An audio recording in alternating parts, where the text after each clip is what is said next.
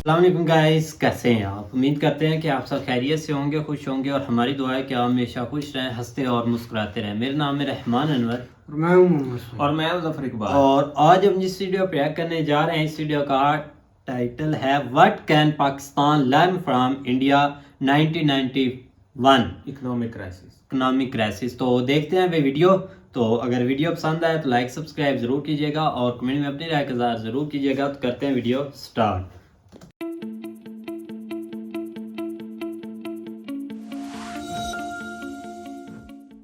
سوچتے کھوجتے پرتجسس دوستو، کیسے ہیں آپ؟ پاکستان کو آج جن حالات کا سامنا ہے، اس سے بھی بہت مشکل حالات کا بھارت کو 1991 میں 1991 میں سامنا تھا۔ 1991 وہ سال تھا دوستو جب انڈیا بینکرپٹ ہونے والا تھا۔ اس سال جنوری میں اس کے پاس صرف 1.2 بلین ڈالرز کے فورن ریزروز رہ گئے تھے، 1.2 ارب ڈالرز کے۔ یہ بس اتنی ہی رقم تھی دوستو کہ انڈیا محض 2 یا 3 ہفتے کا آئل امپورٹ کر سکتا تھا۔ مزید امپورٹس کے لیے، مزید برآمدات کے لیے اس کے پلے دھیلا بھی نہیں تھا۔ وہ عالمی بینکوں سے قرضہ بھی نہیں لے سکتا تھا کیونکہ IMF نے قرضہ دینے سے صاف انکار کر دیا تھا۔ انکار اس لیے کیا تھا کہ بھارتی سرکار IMF اور ورلڈ بینک کی سخت شرائط ماننے کے لیے تیار نہیں ہو رہی تھی۔ اب یہ سخت شرائط کیا تھیں؟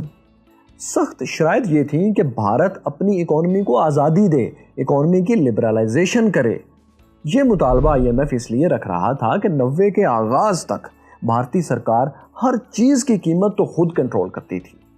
فیکٹری لگانے کی اجازت بھی حکومت سے لینا پڑتی تھی، پھر ریٹس بھی حکومت ہی طے کرتی تھی۔ یعنی آج آٹے کا ریٹ کیا ہوگا، دال چاول کس بھاؤ بکیں گے، کپڑا کتنے روپے گز ہوگا، سیمنٹ اور ریت بجری کی بوری کتنے کی ملے گی، سائیکل، ریڈیو، ٹی وی، جہاز کے ٹکٹ اور چیزوں کے دام تک حکومت ہی طے کرتی تھی۔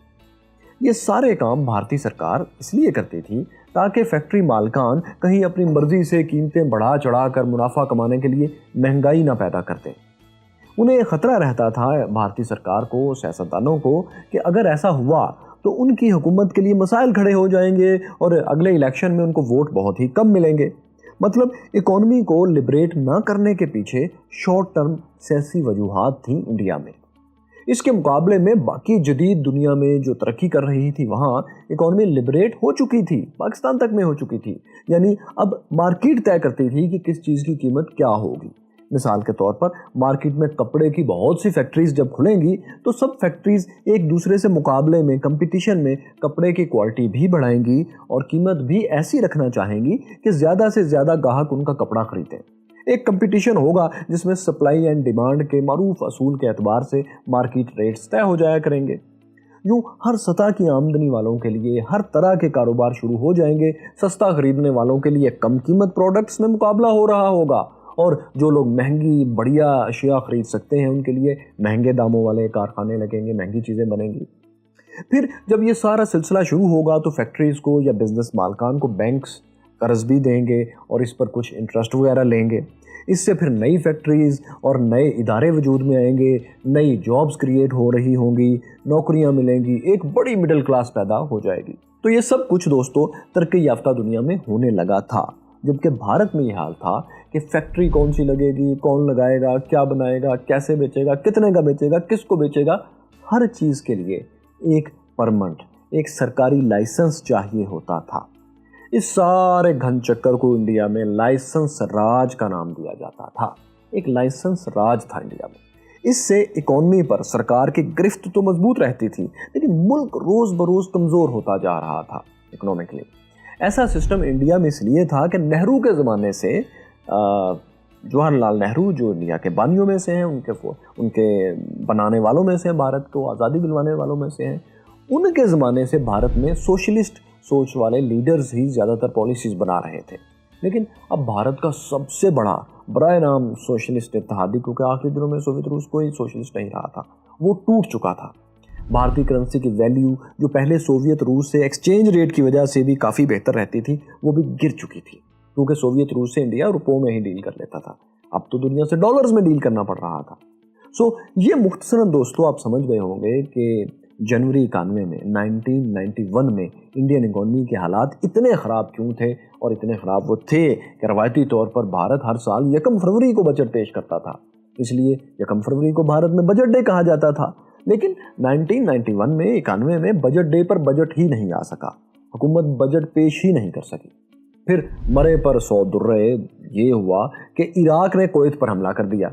जवाब में कुवैत को बचाने के लिए अमेरिका ने इराक पर हमला करने का फैसला कर लिया, यानी पहली गल्फ वॉर का, फर्स्ट गल्फ वॉर का बिगल बच गया।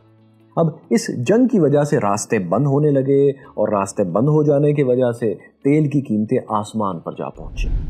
भारत वही तेल जो $5 अरब में खरीदता था, वही तेल, उतना ही तेल उसे अब $12 अरब में खरीदना पड़ गया, यानी $7 अरब उससे मजीद अब चाहिए थे। उसकी इकोनॉमी पर एक ऐसा बोझ आया जो पहले उसके वहमो गुमान में नहीं था। अब उसमें 7 अरब का और इजाफा हो गया जंग की वजह से। इस वाक़े ने, इस सूरत हाल ने इंडिया को दिन में तारे दिखा दिए। दोस्तों, इन मुश्किल तरीन मुआशी हालात, बदतरीन इकनॉमिक सूरत हाल में समाजवादी पार्टी के चंद्रशेखर इंडियन प्राइम मिनिस्टर थे, वो लीड कर रहे थे। वो कांग्रेस की मदद से मेजॉरिटी गवर्नमेंट, जिसे हम पाकिस्तान में इत्तेहादी हुकूमत कहते हैं, काफ़ी जमातें मिलकर जो एक हुकूमत बनाती हैं, उसके वज़ीर आज़म ये थे चंद्रशेखर।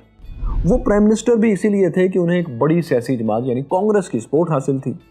यही वजह थी कि वो अहम तरीन फैसलों में कांग्रेस के लीडर राजीव गांधी को एतमाद में ले लिया करते थे।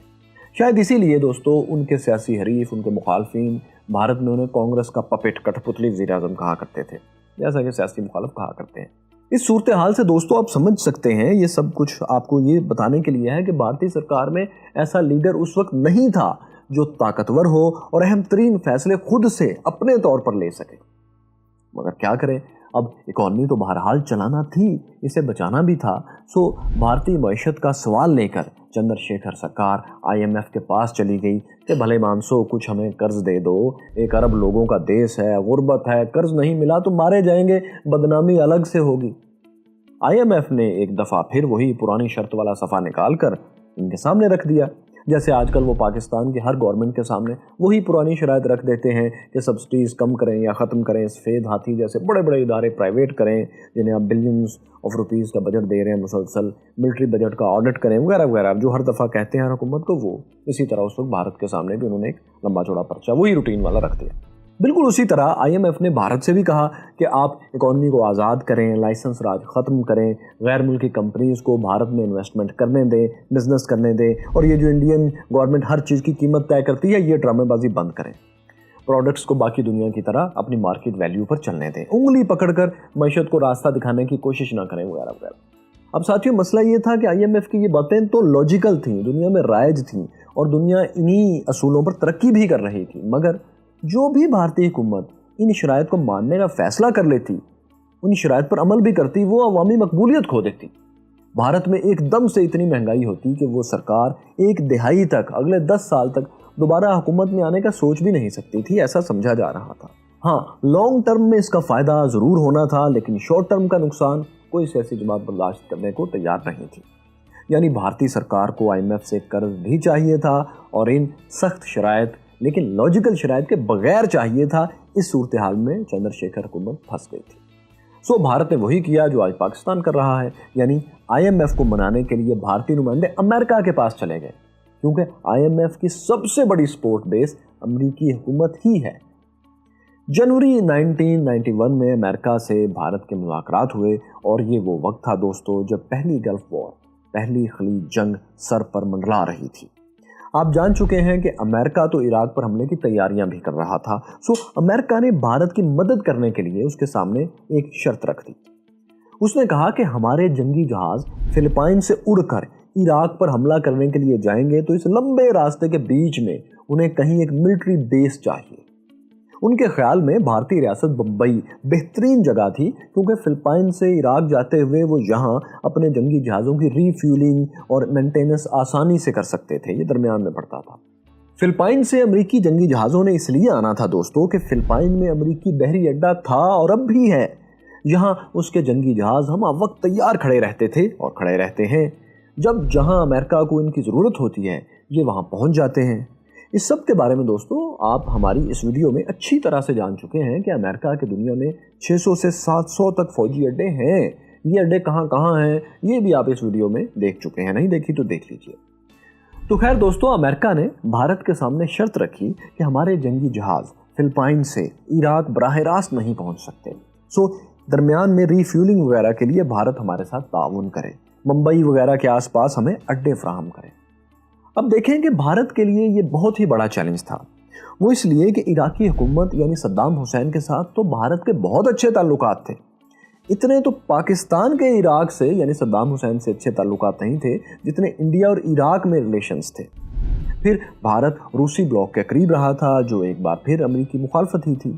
سو اگر بھارت عراق پر حملے میں امریکہ کی مدد کا فیصلہ کرتا تو یہ ایک بہت بڑا پالیسی شفٹ تھا, ایک تاریخی, ایک ہیوج یو ٹرن تھا. آپ کو بتائیں مائی کیورس فیلوز کہ بھارت نے یہ پالیسی شفٹ, یہ یو ٹرن لیا. بھارت امریکی جنگی جہازوں کو اپنے دوست ملک کے خلاف اڈا دینے پر تیار ہو گیا. بھارت نے 9 جنوری 1991 کو امریکی جہازوں کو ممبئی میں آئل ری فیولنگ کی اجازت دے دی. پرائم منسٹر چندر شیکھر نے عراق پر حملے کی حمایت بھی کر دی. اگلے ہی دن IMF نے $1 ارب 3 کروڑ بھارت کو جاری کر دیے. ساتھ میں امریکہ نے ری فیولنگ اور بھارتی سرزمین استعمال کرنے کے عوض یعنی ان کی بیسز استعمال کرنے کے عوض ملینز آف ڈالرز الگ سے بھی دینا شروع کر دیے. مگر یہ ملینز آف ڈالرز دوستو بھارت جیسے بڑے ملک کے حساب سے دیکھیں تو اونٹ کے منہ میں زیرے کے برابر تھے. وہ اس سب کے باوجود IMF اور امریکہ سے ملنے والی رقم کے باوجود بھی بجٹ پیش کرنے کے قابل نہیں ہو سکا. سو جنوری اور فروری یوں ہی گزر گئے. بھارتی اکانومی کے حالات اور بھی دیگرگوں ہو گئے. سو مارچ میں IMF سے پھر مذاکرات کرنے پڑ گئے کیونکہ انڈیا ایک بار پھر ڈیفالٹ کے قریب تھا. وہ ایسے کہ انڈیا نے IMF کے علاوہ دیگر پرائیویٹ جگہوں سے جو قرض لے رکھے تھے وہ اس طرح کے تھے جو ڈیمانڈ پر 24 گھنٹوں میں واپس کرنا تھے. وہ شارٹ ٹرم پرائیویٹ قرض واپس دینے کے لیے بھی اب انڈیا کے پاس پیسے نہیں بچے تھے. یہ آلموسٹ دوستو وہی صورتحال ہے جو پاکستان کو پچھلے کچھ ماہ سے درپیش ہے, جس میں پرائیویٹ بینکوں سے اس طرح قرض لیا جاتا ہے کہ 24 گھنٹوں میں واپس کرنا پڑے تو کیا جا سکے. پاکستان میں یہ قرض اکثر اس وقت لیا جاتا ہے جب کسی دوست ملک سے یا IMF سے قرض کی قسط ملنے والی ہو. یہ قرض 1 یا 2 دن کے انٹرسٹ ریٹ پر لے لیا جاتا ہے. تو بھارت کو بھی یہی صورتحال درپیش تھی. یعنی 1991 کے شروع میں اگر کوئی private donor private bank India کا اپنے قرض کی واپسی کا مطالبہ کر دیتا تو بھارت 24 گھنٹے تو کیا اگلے 1 مہینے تک بھی وہ قرض واپس نہیں کر سکتا تھا. سو مارچ 1991 میں بھارتی سرکار کے IMF سے مذاکرات پھر شروع ہو گئے. چندر شیکھر حکومت کے نمائندے ابھی IMF سے بات چیت کر رہے تھے کہ انہیں عالمی بینک کے اہلکاروں نے عجیب و غریب سوال پوچھ لیا. انہوں نے پوچھا, جناب آپ کون سی حکومت کے نمائندے ہیں, ہمیں بتائیے ہم کس سے بات کر رہے ہیں. یہ سوال ایک بوم شیل تھا لیکن اہم تھا. اہم اس لیے کہ جب یہ نمائندے عالمی بینک سے بات کرنے گئے تھے تو چندر شیکھر اتحادی حکومت کے وزیر اعظم تھے, لیکن جب یہ بات چیت شروع ہوئی تو پیچھے بھارت میں چندر شیکھر حکومت سے کانگریس نے حمایت کھینچ لی. انہوں نے ان کی سپورٹ کرنا, ان سے اتحاد اپنا ختم کر دیا. اب چونکہ وہ کانگریس ہی کی سپورٹ سے وزیر اعظم بنے ہوئے تھے سو یہ مدد ہٹتے ہی, یہ اتحاد ٹوٹتے ہی وہ دھڑام سے گر پڑے, بلکہ یہ سرکار ہی گر گئی. بھارتی الیکشن کمیشن نے مئی میں 10ویں لوک سبھا کے لیے پارلیمنٹ کے لیے فریش الیکشنز اناؤنس کر دیے. مطلب مارچ میں یہ الیکشن اناؤنس ہوئے جو کہ 2 ماہ بعد مئی میں ہونا تھے. اس دوران بھارتی آئین کے حساب سے چندر شیکھر ہی محدود اختیارات کے ساتھ قائم مقام آپ کہہ لیں وہ پرائم منسٹر انہوں نے رہنا تھا, جبکہ زیادہ اختیارات اب الیکشن کمیشن کے پاس چلے گئے تھے, انڈین الیکشن کمیشن کے پاس.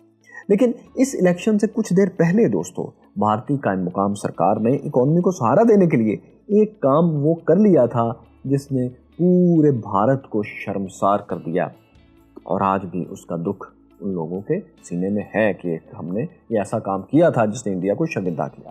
وہ کام یا فیصلہ یہ تھا کہ reserve bank of India RBI نے جو ٹنوں کے حساب سے بھارت کا سونا محفوظ تھا, گولڈ محفوظ تھا, اسے بیرون ممالک کے امیر ملکوں کے بینکوں میں گروی رکھوا دیا جائے.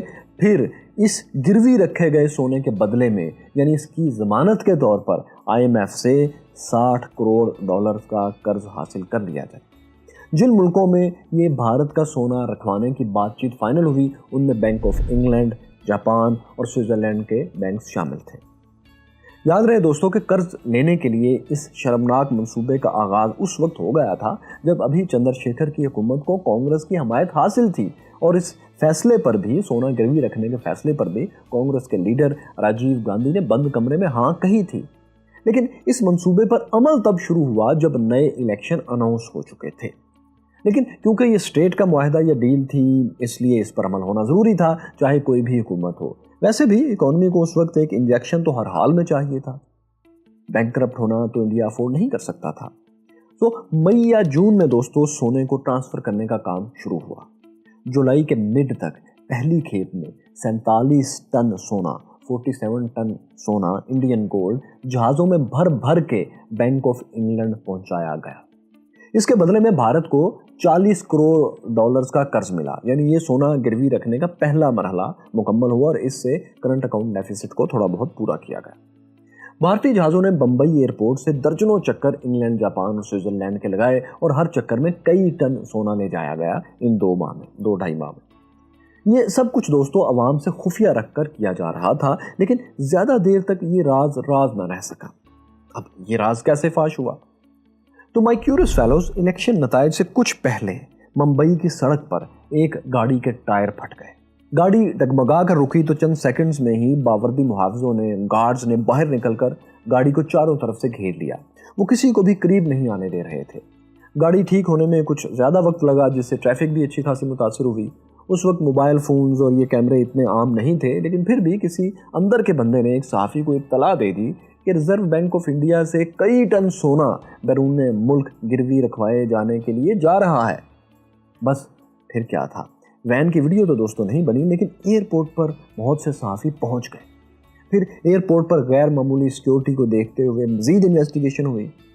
सो ये खबर ज़्यादा देर इंडियन आवाम से छुपी ना रह सकी कि भारतीय सरकार ने डिफ़ॉल्ट से बचने के लिए भारत का महफूज सोना, गोल्ड रिजर्व इंग्लैंड, स्विट्जरलैंड और जापान में गिरवी रखवाने का मंसूबा शुरू कर रखा है, इस पर अमल शुरू कर रखा है। दूसरी बार जब सोना गिरवी रखा गया तो इसकी हेडलाइंस तक छप गई, बल्कि पहले ही छप गई, क्योंकि लोगों को पता लग गया था।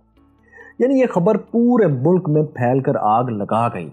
इल्ज़ामात की एक बुछाड़ होने लगी कि किसने ये फैसला किया था, भारत को इतने ख़राब हालात में किसने पहुंचाया है, आज हमें अपना सोना गिरवी रखने की शर्मिंदगी किसकी वजह से उठानी पड़ रही है, वगैरह वगैरह। इसी हाव में दोस्तों इलेक्शन भी हुए। ये मई 1991 था। अपनी नौइयत के एतबार से ये इंडिया के अहम तरीन और मुश्किल तरीन इलेक्शंस थे। कांग्रेस पार्टी, जिसे राजीव गांधी लीड कर रहे थे, उनके मुकाबले में बीजेपी और जनता दल की दो बड़ी पार्टियां थीं। कहते हैं दोस्तों कि जब मुसीबतें आती हैं तो तनहा नहीं आती। इंडिया में इंतखाबी मुहिम शुरू हुई तो एक नई क़यामत टूट पड़ी। पहले से तबाह हाल इकॉनमी और बुरे सियासी हालात में एक नई मुसीबत आ गई। 21 मई को कांग्रेस लीडर राजीव गांधी तमिलनाडु स्टेट के डिस्ट्रिक्ट कांचीपुरम के टाउन श्रीपरमबोदार में इलेक्शन कैंपेन के लिए गए। वहां जब वो स्टेज पर तकरीर करने के लिए जा रहे थे तो एक श्रीलंकन मुसल्लह तंजीम ब्लैक तमिल टाइगर से मुंसलिक खातून ने उन पर हमला कर दिया। यह खुदकुश हमला था। राजीव गांधी समेत 14 लोग उसी वक्त मारे गए। उस जगह दोस्तों आज एक खुला सरसब्ज मैदान है और यादगार वहां तमीर कर दी गई है।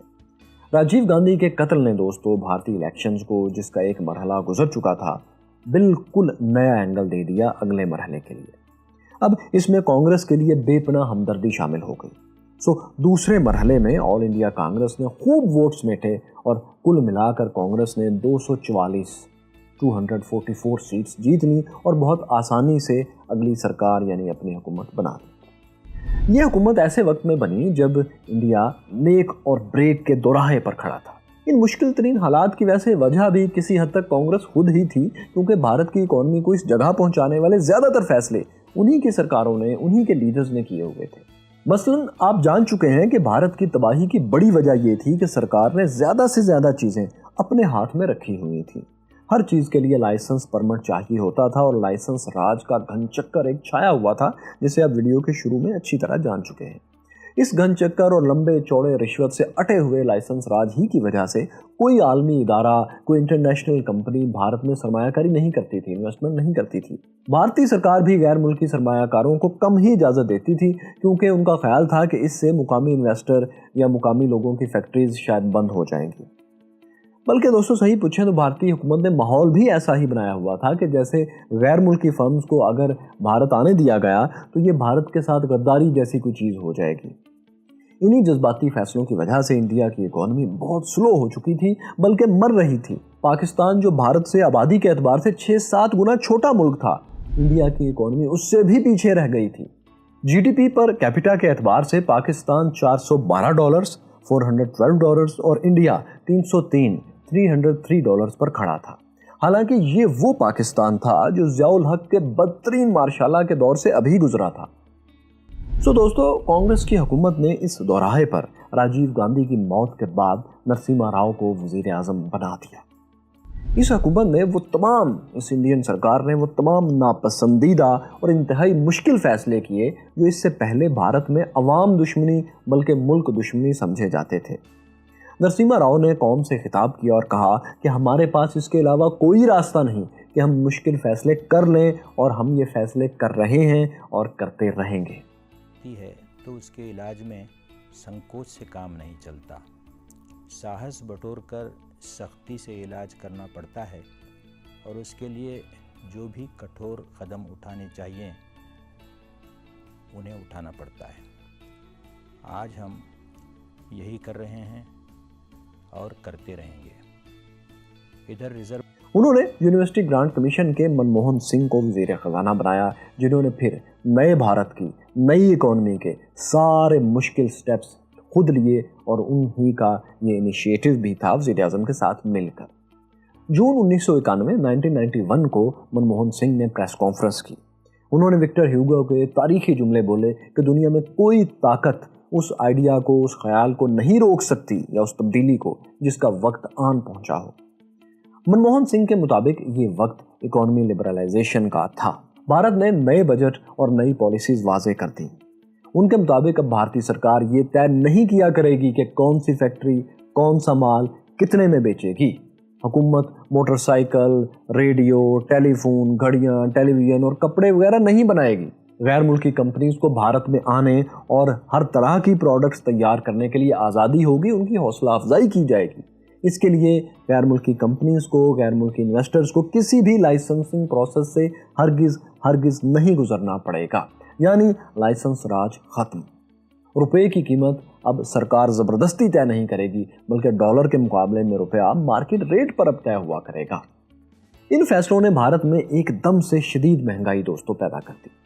जुलाई 1991 में इस फैसले के आफ्टर शॉक्स भी आने लगे। इंडियन रुपया 11 से 20% तक गिर गया। फिर मजीद दोस्तों 20 टन सोना स्विट्जरलैंड में गिरवी रखकर कुछ और इंडिया ने कर्ज लिया। 24 जुलाई को बाकायदा बजट पेश करके लाइसेंसिंग पॉलिसी को हमेशा के लिए ऑफिशियली इंडिया में बाय बाय कह दिया गया। इस सब से एक दफ़ा महंगाई तो हुई, लेकिन बैरून मुमालिक से मुसलसल आने वाली सरमायाकारी से इकॉनमी आहिस्ता आहिस्ता बेहतर होने लगी, रोज़गार मिलने लगा। यानी जो डिवैल्यूएशन हुई थी उसके मुकाबले में रोज़गार के मौके भी अब बढ़ने लगे।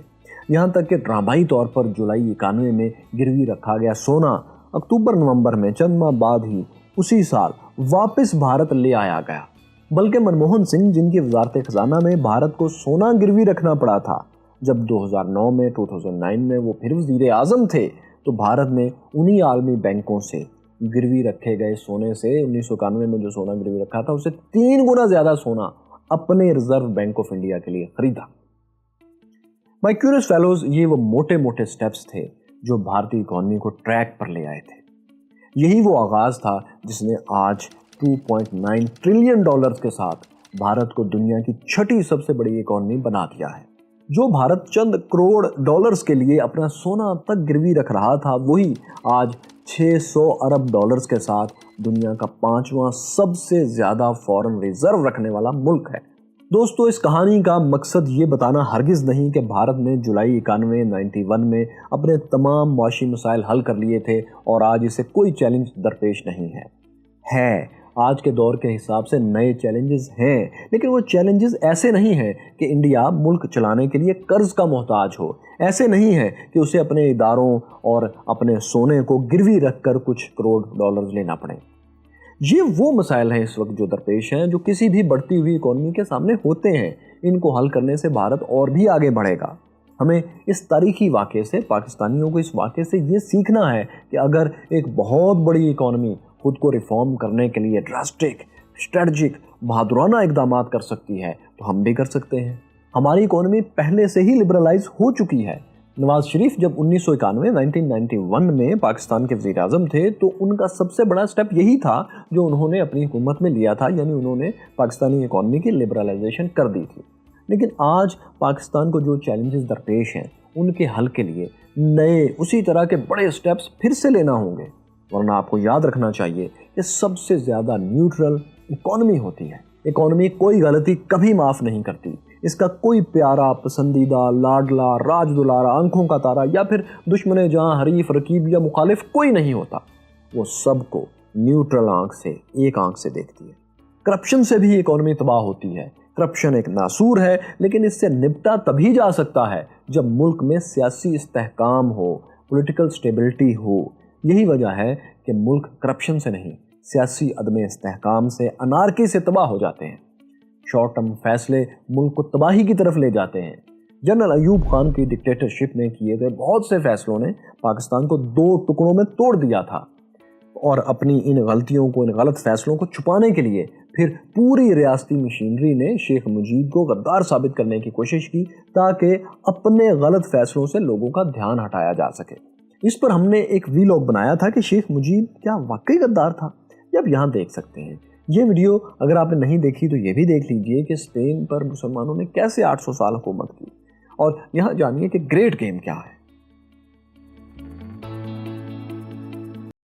تو جیسا کہ آپ نے ویڈیو دیکھی بھائی فیصل کی، تو انہوں نے نا بہت ہی اچھا ایکسپلین کیا کہ انہوں نے نا سٹارٹ سے ایک جو ہے نا پوائنٹ انڈیا کا وہ ہمیں بتایا، کیونکہ پچھلی ویڈیو میں انہوں نے بہت ہی اچھا ہمیں ایکسپلین کیا تھا، لیکن اس میں انہوں نے نا تو اینڈ کر دیا ہے کہ ہمیں ہر ایک چیز کو نا ایک ایک نقطہ جیسے ایک بندے کو بتانا ہوتا نا وہ بتایا۔ اور دیکھ لیں کہ بھائی انہوں نے اپنی اکنامی کو کیسے یہاں پر لا کر کھڑا کیا ہے۔ بالکل ہوئی ہے عوام تنگ ہوئی تھی اس وقت، کیونکہ پچھلی ویڈیو میں بھی ایک عام بات ہے کہ ہم نے یہی کہا تھا کہ میں بھی یہ انفارمیشن جو ہے نا وہ آپ کے لیے ٹھیک ہے یا نہیں، تو اس کا میں ضرور بتائیے گا کہ کیا انہوں نے جو بھی انفارمیشن دی ہے یہ بالکل ایکوریٹ ہے، اور آج بھی ہم یہی کہتے ہیں کہ یہ کیا انفارمیشن ایکوریٹ ہے، کیونکہ بعض دفعہ نا بہت ساری چیزیں ہم یہی فیل کر رہے ہوتے ہیں کہ یہ شاید کچھ مسالہ بندہ لگا دیتا ہے نا وہ ہوگا، لیکن یہ کہ مجھے لگ رہا ہے کہ انہوں نے بہت اچھی انفارمیشن دی ہے، وہ سچ ان کی بہت زیادہ ہے نا، تو اسی لیے انہوں نے ایک ایک پوائنٹ کو رکھ کر بات کی ہے۔ لیکن اس چیز کو سمجھیں تو اب دیکھ لیں کہ کس حالات میں تھا انڈیا اور آج کس حالات میں انڈیا ہے۔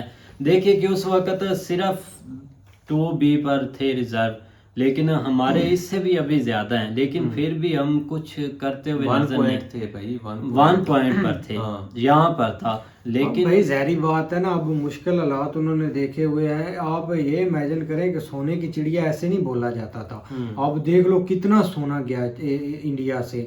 یار یقین مانو، مجھے تو بلیو ہی نہیں ہو رہا، اب یہ سونا ابھی اس دور میں ہوتا تو آپ پتہ نہیں کیا کیا کر سکتے تو تھے۔ اب ہے انہوں نے واپس لے لیا تھا نا بھائی، ہمارے پاس تو اچھا آپ اپنا سوچ انڈیا کے پاس بھائی بہت، لیکن یار دیکھ لو اگر ادھر کے حکمرانوں نے اگر یہ سٹیپ لیا بھی تھا تو اپنے ملک کے لیے ٹھیک ہے نا، اور بعد میں انہوں نے اس چیز کو اوور کم کیا، یا اس کو جو بھی ایک کمی تھی اس کو پورا کر کے ایکسٹرا جو ہے نا وہ کچھ کیا، تو یہ ایک اچھی چیز ہے۔ لیکن یہ کہ آپ دیکھو نا، ہمارے ملک میں اگر مشکل وقت آیا ہے نا تو حکومت کے ساتھ کوئی بندہ تعاون نہیں کر رہا۔ اس کی ریزن بھی یہی ہے کہ یہاں پہ کسی کو اعتماد نہیں ہے ان کے اوپر۔ اگر یہ کوئی مطلب کوئی ایک ہوتا ہے اعتماد والا بندہ ہوتا ہے، یا کوئی مسئلے مسائل اس طرح کے ہوتے ہیں کہ یہ مطلب سمجھتے کہ اگر ہم خود سے کچھ کرتے ہیں، بعض دفعہ لوگ کرتے ہیں ہیلپ آؤٹ، یہ نہیں کیونکہ بہت سارے لوگ باہر بھی بیٹھے ہوئے ہیں، بہت ساروں کے پاس بہت پیسہ بھی ہے، حکومت کے پاس اتنا پیسہ نہیں ہے لیکن لوگوں کے پاس ابھی بھی بہت کچھ ہے، ٹھیک ہے. غریب تھوڑا سا ہے، وہ سروائیو نہیں اچھے طریقے سے کر رہا، لیکن یہ کہ نظام اس کا بھی ابھی کچھ ہم یہ نہیں کہہ کہ وہ بالکل، لیکن یہ کہ مشکلات ہیں. تو بات کرنے کا مقصد یہ ہے کہ عوام اگر ساتھ ہے نا تو ملک چل ہی جاتے ہیں. عوام کب ساتھ ہوتی ہے؟ جب عوام کو یقین ہوتا ہے کہ یہ اگر کوئی بھی سٹیپ لے گا ہمارا حکمران یا ہمارا جو بھی لیڈر ہے وہ ملک کے لیے کرے، پھر عوام ساتھ چلتی ہے. جب ان کو پتا ہے کہ بھائی یہ ایک انہوں نے اپنے لیے کرنا، جو کچھ بھی کرنا ہے تو اب بھی یہ اپنے لیے ہی کر رہے ہیں. بس یہ دیکھو نا، اب لوگوں کے ساتھ ہی باتیں ہوتی ہیں نا. اب آپ کی اگر لوگ ہی کمزور پڑ جائیں تو آپ کیا کریں گے؟ لوگ بھائی انڈیا کے لوگ بھی کافی اسٹرانگ تھے، ایک ہارڈ ورکنگ کرنے والے بندے تھے. نہیں انہوں نے بھائی بعد میں بھی ثابت کیا. تو ایسے نہیں کہ ایسے بیٹھے بٹھائے یا باتیں کرنے سے اکنامک بھی آگے چل جاتی ہے، ورلڈ کی لارجسٹ، اور ہر طریقے سے وہ بھائی وہ تو ابھی ان کے وہ چاہے تو ایک پورا ملک خرید سکیں. اب آپ دیکھیں نا کہ ان کا وزیر اعظم ان کے تھے جو انہوں نے آ کر کیمرے میں یہ بولا کہ بھائی ہماری جو عوام کو مخاطب کر کے کہ ہمیں ابھی تھوڑے سے نا مشکل جو ہے نا وہ فیصلے لینے پڑیں گے اور ہم وہ لیں گے، بتانے کے لیے وہ آئے. لیکن ہمارے وزیر اعظم جو تھے نا وہ آتے ہیں کچھ ہمیں اور چیزیں بتانے کے لیے. وہ ہمیں یہ بتاتے ہیں کہ ہمارا جو پچھلا وزیر اعظم تھا نا ان کی بدولت ہم یہ چیزیں دیکھ رہے ہیں. تو بھائی آپ نے تو پیچھے 30 سال کی ہے، اگلے نے 3 سال کی، بھائی ہمارے تو 5 سال ہم گنتے نہیں کیونکہ میں پورے تو نہیں. بھائی پھر سے اگین کہ انہوں نے ہارڈ ورکنگ کافی کی ہے. دیکھو نا اب چائنیز کو ہی دیکھ لو، چائنیز اب وہی ایک ٹرک جو ہے نا ایک انڈیا کا وہ چائنا نے بھی اپنا لیا تھا. تو اس لیے چائنا بھی ہارڈ ورکنگ کر رہا ہے، انڈیا ان سے بھی آگے جا رہا ہے اور ہارڈ ورکنگ کرتا ہی جا رہا ہے. لوگ ادھر کے محنتی ہے، ایک ان کے اندر دیش بھی بستا ہے، وہ اپنا دیش کا پہلے سوچتے ہیں بعد میں دوسری چیزیں سوچتے ہیں. تو اسی وجہ سے ایک جو ہوتا ہے نا نیت کا پھل مل جاتا ہے ہر بندے کو جب ان کی نیت ہی ٹھیک ہے. اگر آپ کی نیت ہی خراب ہے، آپ نے ملک کو ایک آپ نے ملک کو سمجھتے ہی نہیں ہے کہ یہ ہمارا ملک ہے، تو پھر بھائی ایسا نہیں چلے گا. یہ نہیں کہ کھایا پیا اور بھائی ادھر جا سیٹ ہو گیا، ادھر پراپرٹی خریدی، ایسے نہیں ہوتا. یار ان کی پارٹی دیکھے نا، انڈیا کی جو ہے نا پارٹیز وہ وہی ہیں انڈیا میں، وہی اپنا وہ سب کچھ کر رہے ہیں، چاہے وہ اپوزیشن میں رہ کر رہے ہیں یا جیسے بھی رہ کر، وہ انڈیا میں اپنا بیٹھے ہوئے ہیں. لیکن انہوں نے کیا کرنا ہے، جب ان کی باری چلی جانی ہے تب انہوں نے جا کر لندن بیٹھ جانا، اپنے آرام سے زندگی گزارنی. جو جرنیل ریٹائر ہوتے ہیں ان کے پاس اتنا نہیں پیسہ ہوتا، وہ پھر بھی ایک نارمل جیسے نہیں بندہ زندگی گزارتا ویسے ہی وہ گزارتے ہیں. ہاں، اور وہ اپنے دیش میں گزارتے مطلب ایک کالونی بنی ہوتی ہے، مطلب پرسنل، وہاں اپنا وہ ان کا گھر ہوتا ہے تو وہ وہاں رہ رہے ہیں، اپنا آرام سے اپنی زندگی گزار رہے ہیں، انجوائے کر رہے ہیں. لیکن ہمارے یہاں ایسا کچھ الٹ ہوتا ہے کہ کوئی بھائی اپنا جا کر باہر بھائی ایک آئی لینڈ ہی خرید لیتا ہے کہ ہم اس پر آئیں گے اور یہاں رہنا نہیں، صرف اپنا وزٹ کے لیے آئیں گے، یہاں گھومے پھریں گے، ہم چلے جائیں گے. لیکن وہاں ایسا کچھ بھی نہیں ہے. انہوں نے اپنے دیش کے لیے کیا، انہوں نے ہر ایک کو اپنا علیحدہ رکھا، تو تبھی یہی ہے. تو دیکھنا چاہیے، ہمارے جو ہیں ان کو سیکھنا چاہیے، انڈیا سے بہت زیادہ سیکھنا چاہیے.